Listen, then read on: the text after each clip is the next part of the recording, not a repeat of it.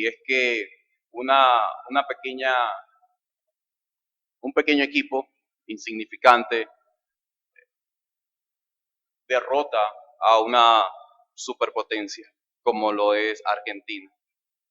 Y si tú observas cómo todo esto sucede, la realidad es que nadie se lo explica. Nadie se explica cómo alguien que no sabe de deporte puede eliminar a una potencia como ella. Y es que la realidad del primer tiempo es que los argentinos estaban ganando y estaban jugando muy bien. Era sorprendente cómo lo hacían. Pero cuando acaba el primer tiempo, allí es donde ocurre algo que nadie se da cuenta de lo que pasa. Y es que su entrenador se reúne con todos sus jugadores y les explica a ellos el por qué están allí y las capacidades que ellos tienen para poder ganar a alguien que es tan superior a ellos. Este entrenador le hizo creer a cada uno de sus jugadores del potencial que Dios había depositado en sus vidas. Así que ellos salieron en el segundo tiempo, hicieron desastre, cambiaron la historia y le ganaron a Argentina. Y quizás, hermanos, tú digas, ay, ¿de qué trata todo esto? Lo que quiero que tú entiendas es que cada uno de nosotros, como la imagen de Dios, tenemos cosas increíbles y capacidades tan extraordinarias que ni siquiera nosotros creemos que la tenemos. Y cuando vemos y observamos a personas que parecen que son superiores a nosotros, nos intimidamos, tenemos miedo. Cuando vemos a un predicador o un grupo de pastores reunidos, creemos que ellos tienen más conocimiento que nosotros. Pero la realidad es que ellos son tan iguales a nosotros porque somos la imagen de Dios. Mis hermanos, a pesar de que el hombre, cada uno de los que hoy estamos acá, hemos sido creados de manera formidable y maravillosa a la imagen de Dios, hay que reconocer también algo. Hay que reconocer una gran verdad que no podemos ocultar y que no podemos nosotros omitir en ningún momento. Y es que el hombre, la imagen de Dios, hoy día se encuentra en una rebelión abierta contra su creador. Nosotros por naturaleza odiamos a Dios. Por naturaleza nosotros no queremos obedecer al creador. Y es allí como cantaban en la adoración, la salvación es del Señor.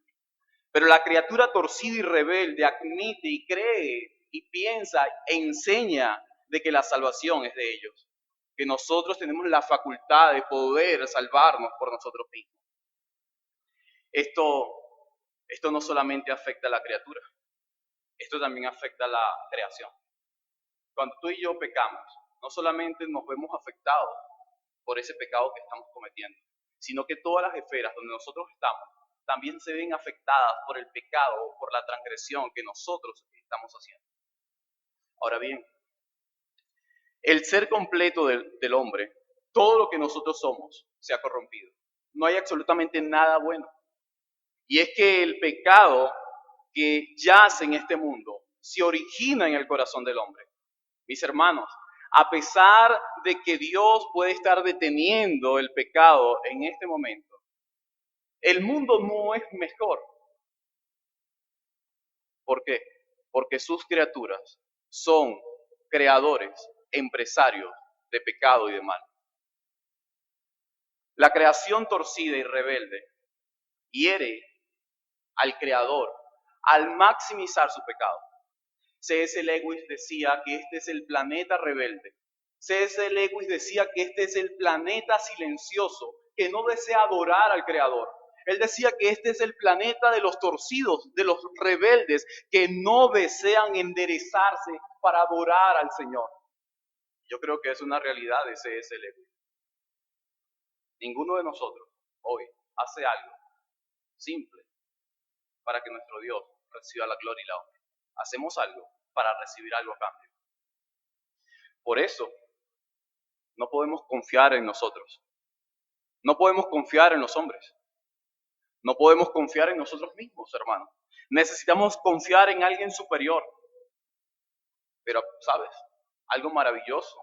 A pesar de toda esta verdad escandalosa de lo malo que somos nosotros, es que nosotros somos de gran valor para Dios. Sí. Guardamos silencio en adorar a Dios. Somos torcidos, somos rebeldes, pero para Él, para el Creador, somos de gran valor.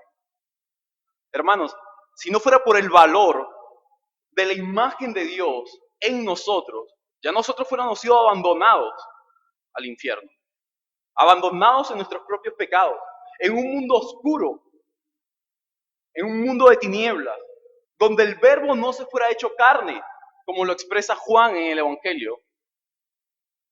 Pero aún así, la luz se introdujo en este mundo, las tinieblas rechazaron la luz, pero la luz vino acá a alumbrar a todo hombre. Y esa luz no solamente la vemos en Génesis capítulo 6. Esa luz, mis hermanos y amigos, lo estamos observando a lo largo de todo el libro de Génesis, capítulo 3. El hombre ha pecado, pero hay una luz en Génesis 3:15. La simiente de la mujer destruiría a la serpiente. Hermanos, no se queda solamente en capítulo 3 de Génesis, capítulo 4. En el capítulo 4 ha nacido Seth.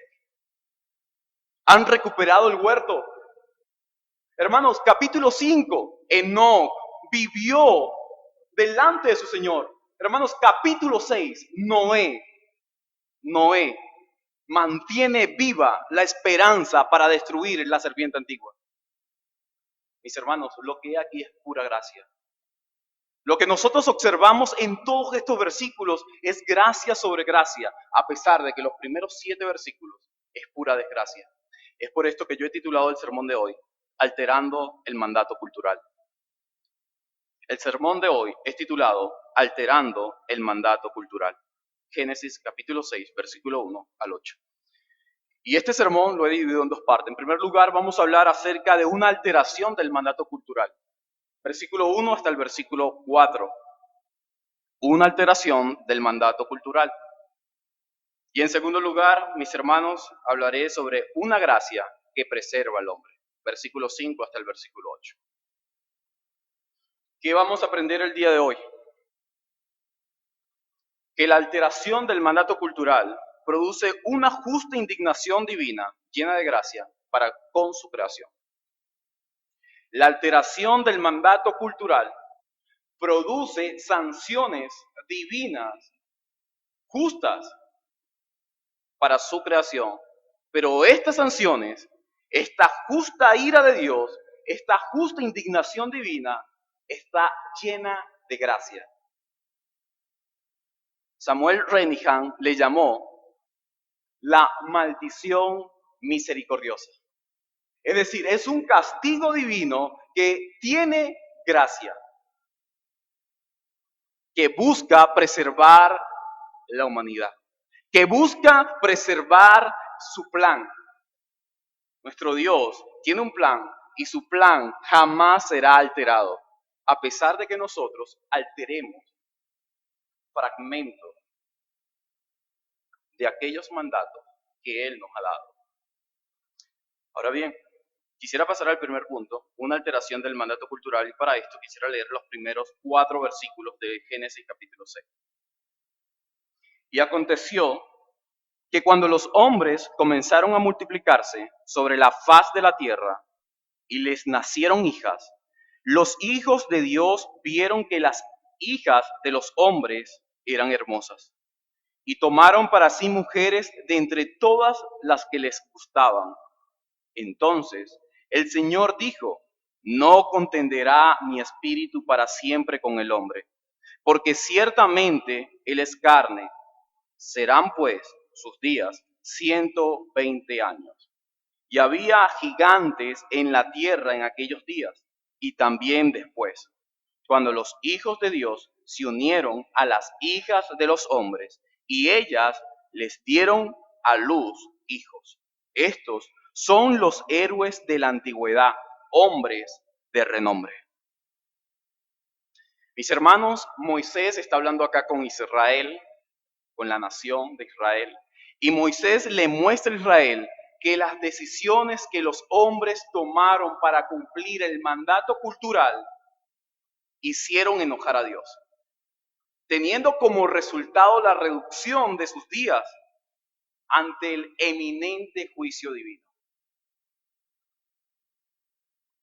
Tú, al leer esto, tú dices: hermanos, Pero ¿por qué hablar acerca del mandato cultural? Quiero explicarte. El mandato cultural tiene dos aspectos, el aspecto social y el aspecto del desarrollo. En este caso nosotros estamos viendo el aspecto social. Recuerda que el mandato cultural tiene que ver con fructificar y multiplicar, llenar la tierra para que la humanidad comience a adorar al Creador. Adán y Eva, antes de la caída, ellos debían reproducirse. Hermanos, no hace falta que tú seas cristiano para cumplir con este mandato cultural. Esto no es una exigencia caprichosa del cristianismo, no. La naturaleza humana le lleva a reproducirse porque no quiere que su generación muera con él o con ella. Pero hoy día, en nuestros días, la humanidad no tiene el deseo de crecer, no tiene el deseo de tener hijos, de multiplicarse.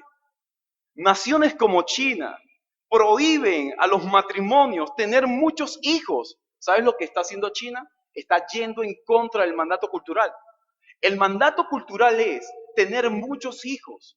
¿Con qué fin? Con el fin de expandir el reino de nuestro Dios a todas las naciones. Y todas las naciones queden impregnadas por el reino de este Creador. Esto es lo que tenía que hacer Adán y Eva. No lo hicieron. Recuerda, el reino de Dios solo podía extenderse por medio de Abel debido al corazón caído de Caín. Cuando muere Abel, la esperanza se acaba. Pero al nacer Seth, la esperanza retoña y revive, mis hermanos. Cuando tú cortas un árbol y comienza a llover, de repente comienzas a ver cómo comienzan a frotar de ellos, de su tallo, porque tienen aún sus raíces vida. Retoños, pequeños retoños, pero ahí van, poco a poco. Sí, es la demostración de cómo el linaje santo debe mantenerse y perdurar para que el Mesías venga. Nuestro rey debe venir. Pero, ¿qué es lo que ocurre acá? Génesis 6 dice que aconteció que cuando los hombres comenzaron a multiplicarse sobre la faz de la tierra, eso no está mal, eso está bien. Multiplicarse, reproducirse está bien. Dice que les nacieron hijas y los hijos de Dios vieron que las hijas de los hombres eran hermosas y la Reina Valera utiliza dos palabras significativas que es tomar y escoger. Así que los hijos de Dios tomaron y escogieron mujeres hermosas. Fíjate cómo ellos seleccionan lo mejor entre lo peor. La naturaleza humana siempre nos lleva a nosotros a buscar el mejor pecado para practicarlo, si es que se le puede llamar mejor. Ese es el libre albedrío que el hombre tiene sin Cristo para tomar los peores pecados y practicarlos a su antojo. Eso es lo que hace. Pero fíjate, no son cualquier tipo de hombres, sino los hijos de Dios. Y aquí en esta frase surgen muchas interpretaciones, pero la interpretación apegada al pasaje, apegada a lo que nosotros hemos estado leyendo, es que los hijos de Dios son los descendientes de Seth. Así que los descendientes de Seth, ¿quiénes son ellos? ¿Qué es lo que ellos están produciendo, mis hermanos? En el capítulo 4, al finalizar, si no me equivoco, dice que los descendientes de Seth, todo su linaje, ellos aprendieron a adorar al Creador. Ellos aprendieron a tener vidas piadosas a Dios. Pero el capítulo 5 muestra cómo esos descendientes viven y mueren, viven y mueren. Pero solamente no fue arrebatado, fue guardado. Fue un hombre ejemplar que vivió para la gloria de nuestro Dios. Mis hermanos, incluso los mejores pueden dañarse. La descendencia de Seth se ha dañado por completo. Mis hermanos, los mejores, es decir, nosotros Hoy reunidos acá y escuchando acerca del Evangelio, podemos dañarnos, porque el pecado reside en nuestro corazón. Hermanos, nosotros podemos en cualquier momento caer, pero hay alguien quien nos preserva y quien nos sostiene. Si la salvación fuera por nosotros, nosotros no duraríamos ni siquiera unos minutos aquí escuchando de la palabra de Dios, porque su palabra aterra nuestra condición caída. Su bendita palabra muestra realmente lo que somos nosotros. Su palabra llega y es como una espada que te traspasa y te destruye. Eso es lo que es su palabra. Su palabra muestra la realidad que nadie conoce de nosotros.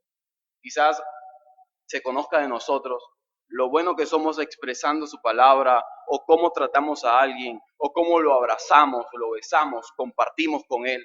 Pero lo que reside más allá de todos esos aspectos bonitos y hermosos que pueden prevalecer en el hombre es un corazón dañado por el pecado. No hay nada bueno en nosotros, mis queridos hermanos. Así como el hombre se multiplicó, también el pecado en él creció. No solamente se multiplica, son muchos hijos, sino es mucho más grave el pecado en ellos. La faz de la tierra no solo está llena de la imagen de Dios, la faz de la tierra está llena del pecado que yace en la imagen de Dios. Pero ¿dónde se origina todo esto? Todo esto se origina es en el corazón del hombre. Mis hermanos, nosotros podemos decir que con las malas decisiones, con estas malas elecciones de los hijos de Dios, el género humano alcanzó un nivel de maldad que amenazaba la extinción del linaje santo. Ese linaje piadoso está dañado, se ha dañado. Ese linaje piadoso está a punto de ser eliminado. Mis hermanos, ese linaje piadoso está a punto de ser asesinado por Caín. Y esto, hermanos, es aterrador. Ver nuevamente cómo se vive el asesinato del linaje santo, yo creo que es muy aterrador. Otra vez, quedarnos sin esperanza. Otra vez, quedarnos sin solución. ¿A dónde vamos a ir? ¿A dónde vamos a correr? Mis hermanos, somos llamados a promover una fructificación y una multiplicación humana en el contexto de la familia. Porque nosotros hoy también podemos estar alterando el mandato cultural. De hecho, la sociedad, nuestra sociedad, está alterando el mandato cultural. Hombres que abandonan a sus hijos, que abandonan a su familia, no cumplen con el mandato cultural. Hijos que son abandonados por la enseñanza del padre, del patriarca, del sacerdote, son abandonados por ellos. Esos hombres están alterando el mandato cultural. Mujeres que abandonan a sus hijos en las calles. Fíjense cómo los niños en nuestra comunidad prácticamente pasan todo el día en las calles. ¿Dónde están sus padres? Son niños que han sido abandonados por ellos. El mandato cultural está siendo alterado, hermanos. Hermanos, cuando algo es alterado, alguien tiene que colocarlo nuevamente donde va. Alguien tiene que volver al origen. Pero nosotros no podemos hacerlo por nosotros mismos. Así que cualquier sociedad que atente contra esta verdad está en desobediencia. Pero no solamente nosotros estamos observando eso. Hoy estamos observando la aprobación del mismo sexo. Hombres con hombres y mujeres con mujeres. Hermanos, cuando tú llegas a Romanos capítulo 1, tú observas cómo el pecado es mucho más elevado que en Génesis 6. Pero ¿qué tal si llevamos todo esto a nuestro hoy, en nuestro entorno, en nuestro tiempo? Hermanos, nos hemos quedado prácticamente sin solución, sin salida. Y es por esto que el Señor en el versículo 3 dice, no voy a contender. Mi espíritu no va a contender con el hombre. Él es carne, él es una criatura. Yo soy el creador. He decidido que el hombre solamente le quede 120 años. Y quizás tú digas, porque aquí surge otra interpretación y es la reducción de los años de vida. Hermanos, según el contexto, no se trata de la reducción de los años de vida, porque luego del diluvio Noé vivió muchísimos años. Así que no se trata de la reducción de los años de vida, porque cuando llegas a Salmo dice que una generación serán 70 años. Hoy día, ¿cuánto vivimos nosotros? Menos de 100 años. Este tiempo que Dios le da a esta generación y que Moisés nos muestra acá, es muy probable, como dice R.C. Sproul, que se trate a los tiempos que les quedan a ellos para arrepentirse de sus pecados. Ese es el tiempo antes que el diluvio destruya toda esa generación. 120 años tiene toda esa generación para arrepentirse de sus pecados. ¿Cuántos años te quedan a ti? Quizás no sean 120 años, quizás sean 5 años. Quizás que esta sea tu último día, tu última semana. Mis hermanos, no sabemos cuánto tiempo nos queda. ¿Por qué entonces, si nosotros no sabemos cuánto tiempo nos queda, por qué no ponernos a cuenta con aquel que nos ha dado un límite a nuestros días?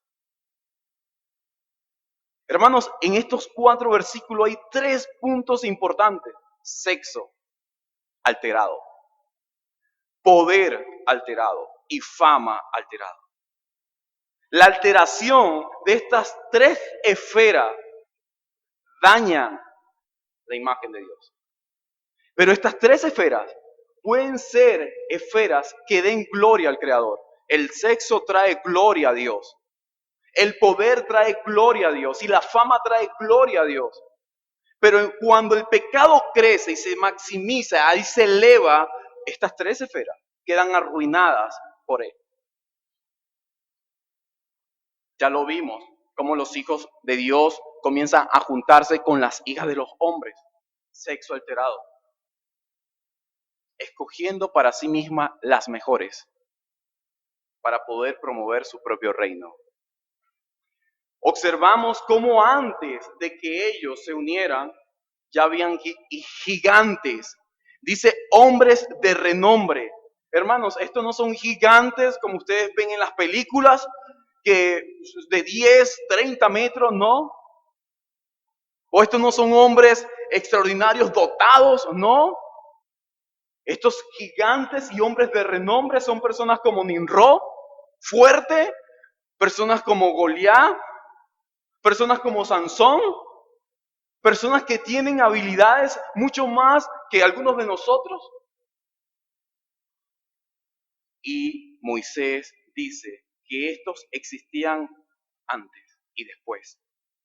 Y había gigantes en la tierra en aquellos días y también después, cuando los hijos de Dios se unieron con las hijas de los hombres. ¿Te das cuenta allí que no se trata que la relación entre los hijos de Dios y las hijas de los hombres producen gigantes y producen hombres de renombre? Claro que no. Moisés está diciendo que antes que se conocieran, ya existían. ¿Existen hoy día? Sí, hoy día siguen existiendo. Pero quiero que recuerdes que cada uno de nosotros estamos en un reino maldito que no ofrece salvación a pesar de la grandeza y del poder que nosotros tengamos. Estamos en un reino que ha sido destruido por nuestro propio pecado, donde Dios, por pura amabilidad, nos permite habitar. Por su pura gracia hoy podemos estar acá. Por su pura gracia hoy podemos tener una familia, podemos tener un trabajo, podemos tener amistades, podemos tener amigos, podemos tener una casa. eso es pura gracia, eso es amabilidad divina sin merecerlo. Ahora bien, observando cómo el hombre ha alterado todo esto y cómo Dios decide no contender con el hombre, pasemos al segundo punto. Una gracia que preserva al hombre. Versículos 5 al 8. Y el Señor vio que era mucha la maldad de los hombres en la tierra, y que toda intención de los pensamientos de su corazón era solo hacer siempre el mal. Y le pesó al Señor haber hecho al hombre en la tierra, y sintió tristeza en su corazón. Y el Señor dijo: borraré de la faz de la tierra al hombre que he creado, desde el hombre hasta el ganado, los reptiles y las aves del cielo, porque me pesa haberlos hecho, mas no he hallado gracia ante los ojos del Señor. Mis hermanos, Moisés no termina de contarle todo lo peor, sino que continúa y le recuerda a Israel que la proliferación del pecado había aumentado, pero tanto que era continuo. Hermano, el pecado no se detenía, era indetenible el pecado constante en el hombre. Y esto le incomoda a Dios. Dios está al borde de su indignación, que Dios mismo, dice Moisés, ha declarado borrar no solamente su imagen, sino todo lo creado. Hermano, nuestro pecado no solo nos afecta a nosotros, afecta a la tierra. Nuestro pecado afecta la creación, los animales, afecta todo nuestro pecado. ¿No has escuchado a algunos niños hoy hablando acerca de ciencia, diciendo que las empresas están destruyendo todo lo que es la capa de ozono? Que el cambio climático no son las empresas, es mentira. Somos nosotros lo que hay dentro de nuestro corazón, es la realidad. La deformación actual de la sociedad y de la creación se origina en el hombre. Hermanos, nosotros estamos dañando todo.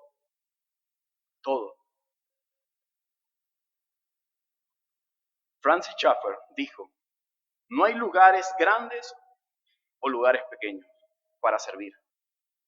Solo hay gente fiel y hay gente infiel. Mi querido hermano, no necesitamos multitudes de hombres fieles, solo uno. Solo uno. Abel, Sec, Enoc, Noé, Jesús. Terminamos. Solo uno para hacer cambios y transformaciones, no solo en la iglesia local, sino en nuestro trabajo, sino en nuestra comunidad, en nuestra familia, con las personas que no creen en Cristo, con aquellos que son ateos, brujos, lo que sea. Solamente una persona dispuesta a hacer cambios en una sociedad caída como esta. Pero ¿dónde inician los cambios? ¿Cómo inician los cambios? No con el deseo de un hombre, porque recuerda, los deseos en el hombre, según Moisés, es para mal. Y toda intención, fíjate, toda intención, todo pensamiento, todo deseo en nosotros, de los pensamientos, de su corazón, es solo hacer siempre el mal. Ninguno de los que hoy nos reunimos en este lugar podemos decir que estamos capacitados por sí mismos para poder hacer cambios en cualquier esfera de esta vida. Nadie. ¿Por qué? Porque Moisés ha declarado a Israel que nosotros estamos totalmente dañados por el pecado. Pero ¿cómo es que todo esto inicia? ¿Cómo inician los cambios? En el corazón. Los grandes cambios inician en el corazón del hombre. Y es por eso que nuestro Dios ha declarado de que Él nos dará un nuevo corazón y sembrará en ese nuevo corazón su palabra para que nos deleitemos en esa palabra. Dame, Dios, un nuevo corazón. Solo Dios puede darte un nuevo corazón. Y ese nuevo corazón es aquel corazón que yace en Noé. Ese corazón nuevo es aquel que yace en cada uno de ustedes que por la gracia soberana de Dios han sido atraídos a Él. Es una gracia y es un corazón que ninguno de nosotros se merece. Hermanos, es un corazón que Él ha decidido por pura gracia y por una gracia como un pastor le llama, por una gracia escandalosa, darlo. Mientras más vivían ellos, peor era. No te lo mereces. No te mereces estar aquí. No te mereces estar predicando hoy. No te mereces estar comunicando la bendita y gloriosa palabra de Dios. No te mereces estar escuchándola.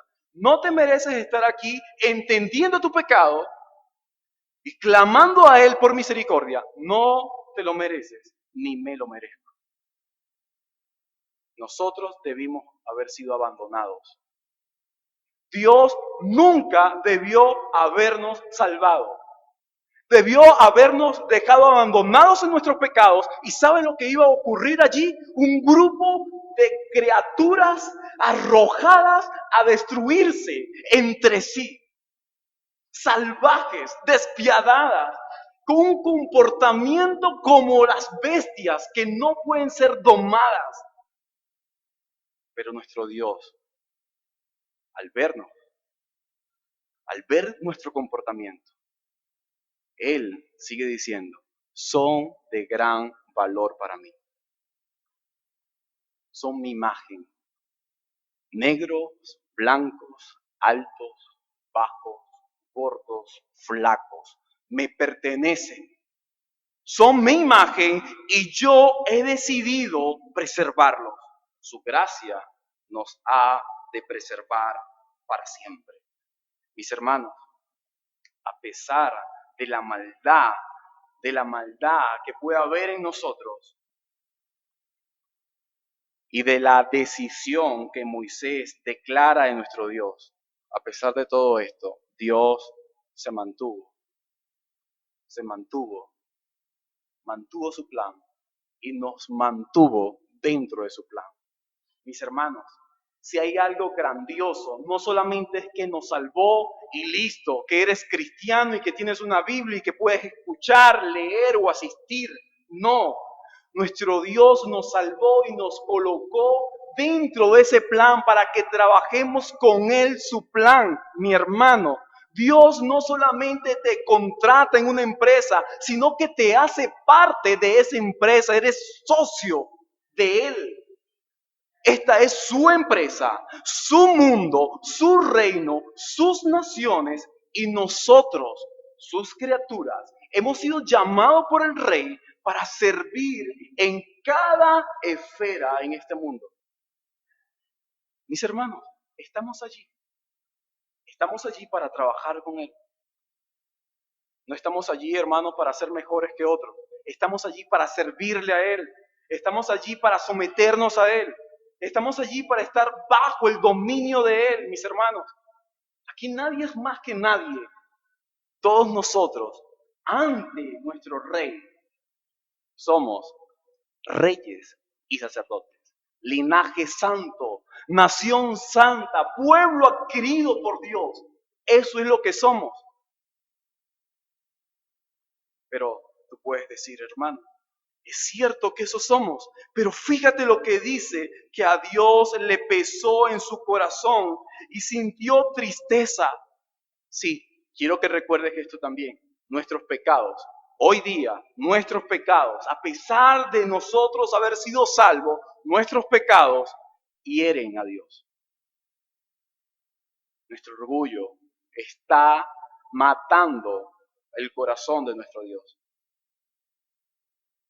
Nuestras malas acciones están destruyendo el corazón de nuestro Dios. Y Moisés dice, y le pesó al Señor.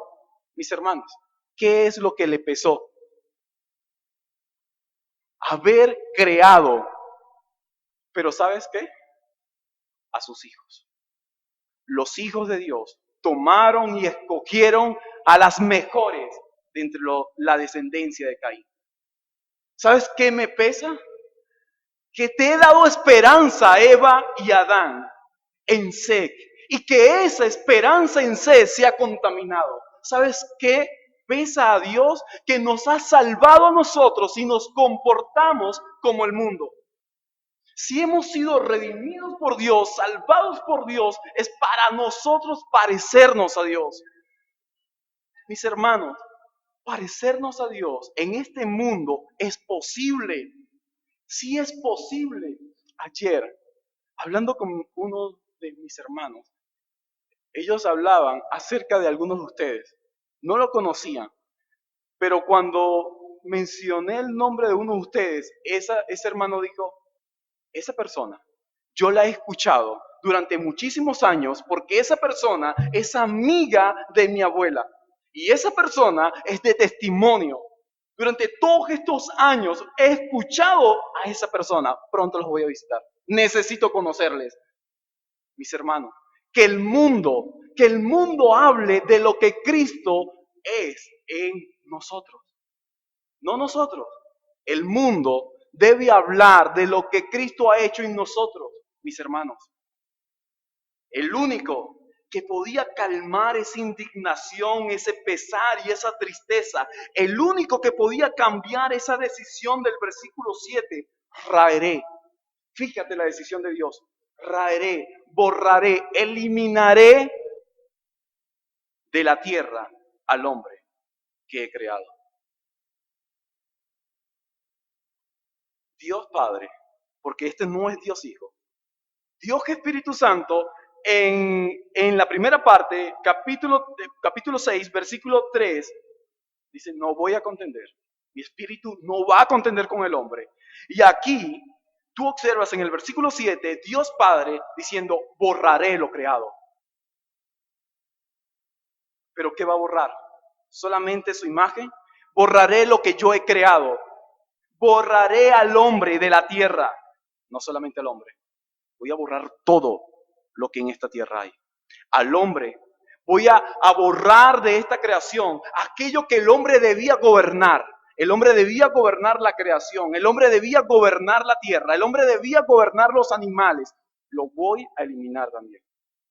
¿Sabes por qué? Porque la corona de la creación ha sido dañada y afectada. Por lo tanto, la creación no tiene sentido ya sin la imagen de Dios. Mis hermanos, nuestras vidas no tienen sentido sin el Creador. Si la vida del hombre no tiene sentido sin el Creador, ¿sabes cuál es nuestro fin? Ser borrados para siempre. Hemos de ser borrados para siempre. Pero en medio de esa indignación que es justa, en medio de esa sanción, hermanos, que es severa, en medio de todo esto que es real, no hay nadie que pueda calmarlo. No hay nadie que pueda detenerlo en este mundo. Y justo allí, sobre esa indignación que está hacia esa generación y hacia la creación, yo me imagino a mi Señor. Porque el plan redentor se origina en la eternidad pasada. Y aun cuando la simiente de Eva no ha destruido la serpiente, ella vive. Aun cuando no se ha encarnado, ella ya existe. Aun cuando ella no ha venido entre nosotros. Aun cuando David, ese David que había de venir, que debía vencer la muerte y resucitar, aún eso no ha pasado. Yo me imagino allá arriba a nuestro Dios, al Salvador, a Cristo. Calma, Padre. Calma. Tranquilo. Quieto. Mis hermanos, nuestro Dios actuando a favor de los hombres. Y aún los hombres no le conocen. Aún no le ven. Todo lo que observas, todos los pactos del Antiguo Testamento son como postes que alumbran. Pero no ves absolutamente nada. Simplemente muestran algo, pero tú no sabes qué es lo que muestran. pero cada uno de los postes del Nuevo Testamento traen esperanza. Ya no solamente alumbran, sino que tú ves lo que están alumbrando. Y es al Dios encarnado, a ese Dios que hace posible todo aquello que para nosotros es imposible. Y justo allí nosotros vemos cómo ese juicio se llena de bondad y de gracia. Luego de esa declaración que le pesa a Dios en su corazón, ese pesar tiene que ver con un cambio. Dios cambia. Hermano, Dios es inmutable. Sí, Dios es inmutable, es cierto. Pero Dios cambia de actitud para con la creación dependiendo la decisión que tome. Si es obediencia, hay promesa, y si es desobediencia, hay sanción. Así que dependiendo la decisión que el hombre tome, Dios cambia de acción. Mis hermanos, Dios no cambia, su plan no cambia, pero su acción hacia cada uno de nosotros sí puede cambiar. Que el pecado que hoy día nosotros podemos estar teniendo en nuestros corazones, hermanos, que ese pecado no continúe, porque las acciones divinas hacia su creación y hacia sus hijos pueden cambiar, mis hermanos, pueden cambiar. Ahora, en medio de todo esto, el versículo 8 es el verso más corto de este pasaje, dice: mas Noé halló gracia ante los ojos del Señor. Noé halló gracia. Hermanos, ¿cómo lo halló? ¿Dónde Noé encontró gracia? ¿A quién le pertenece esa gracia? ¿Estaba debajo de una montaña? ¿Estaba debajo de una piedra? ¿Dónde estaba esta gracia oculta? Esta gracia estaba en el lugar más seguro, y es en el cielo. Esa gracia desciende del cielo y cae sobre Noé. Hermanos, no es por la vida justa y piadosa de Noé. No se trata de lo bueno que fue Noé, de lo irreprensible que fue Noé, de las cualidades o capacidades que tenía Noé. Se trata de la gracia que fue depositada en Noé. Solamente uno solo. Todo el linaje se había corrompido, pero solo hay uno. Mis hermanos, tú observas cómo Dios siempre tiene una pequeña manada, un pequeño remanente, y lo preserva por pura gracia. Noé debía también contaminarse con todos los hijos de los hombres. Noé, sus hijos, su esposa, todos ellos debían haber hecho lo que los hijos de Dios hicieron con las hijas de los hombres. Porque Noé tenía un corazón tan dañado y tan corrupto como Caín. Noé tenía un corazón tan dañado como tú y como yo. Pero a pesar de todo eso, Noé halló gracia ante los ojos del Señor. Esa gracia, ese pacto de gracia, hermano, sin entrar en vigencia aún, lo ves acá. Un pacto de gracia que aún cuando no ha sido establecido acá, Noé lo tiene. Mis hermanos, ese pacto de gracia solamente es posible debido al pacto de redención. Cristo aún no había ido a la cruz, su sangre no había sido derramada, y Noé halla algo que aún no es posible porque Cristo no ha derramado su sangre en la cruz. Cada uno de los que hoy estamos acá, ya vemos atrás y vemos todo lo que Cristo hizo. Y aún así, es muy probable que no podamos apropiarnos de esta gracia. Sabemos de historia, tenemos la Biblia, tenemos películas, podemos ir atrás y ver el Calvario, ver su muerte, su crucifixión, podemos ver su resurrección y aún así estar alejados de su gracia. Mi querido amigo, la única manera de poder apropiarte de esa gracia es por gracia. No te la mereces, no la puedes encontrar, no la puedes hallar. Es imposible que corras, aun cuando tú puedas venir a la iglesia todos los días. leerte la escritura completa. Es imposible alcanzar esta gracia. Él se la da a aquel que no se la merece. Si tú hoy, amigo mío, reconoces que tú no te mereces esta gracia, que tú eres un hombre que has producido en el corazón de Dios tristeza, malestar, y que tú mereces ser eliminado y borrado de aquí, déjame decir que si tú admites esas cosas, es porque Dios ya está haciendo algo en tu vida. Porque ningún hombre en su condición pecaminosa va a admitir que él necesita ser destruido por Dios. Ninguno, ninguno. Pero aquellos que lo reconocemos, somos privilegiados porque nuestro Dios nos ha mostrado lo que somos realmente. Así que quisiera terminar, querido amigo y hermano, con dos implicaciones.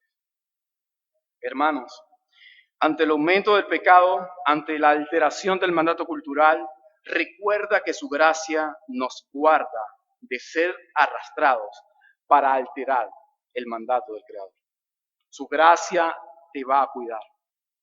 Su gracia te va a sostener. Si dudas, hermano, de poder ser fiel a tu Creador, recuerda su gracia. Esa gracia te va a preservar hasta el final. Recuérdalo. No importa quién eres, cómo eres, lo que haces. Pero si tú admites que Él es tu Señor, su gracia te va a cuidar. Siempre. Querido amigo, el cumplimiento del mandato cultural, es decir, el tener hijos en este mundo, una familia, alejados de Dios, eso también produce una indignación al Creador. Y eso va a terminar en una sanción por haberte creado de Él. Yo te recomiendo de que puedas acercarte a Él, de que no te alejes de Él y que de esa manera también puedas traer a tu familia, a tus hijos y cumplir con aquello que Él nos ha delegado a cada uno de nosotros como su creación.